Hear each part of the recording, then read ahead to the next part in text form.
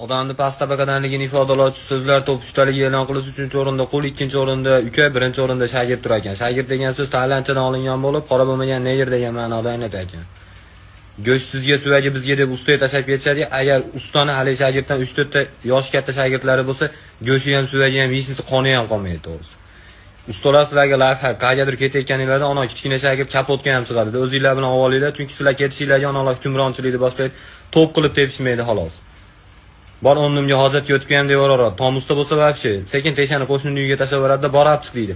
Hali bola shatini ham yetishiga manaqasdan qimillatishni boshlashadi. Yerda tortish qonunini o'ylab topgan Nyutonni og'ziga deb hali bola ichida so'kinib yoradi. Haligilar eshitib olsa 11 man qisib.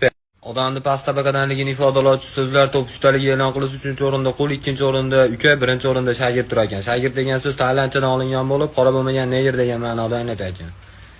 Go'sht sizga, suvagi bizga deb ustaga tashab ketishadi. Agar ustani hali shagirddan 3-4 ta yosh katta shagirdlari bo'lsa,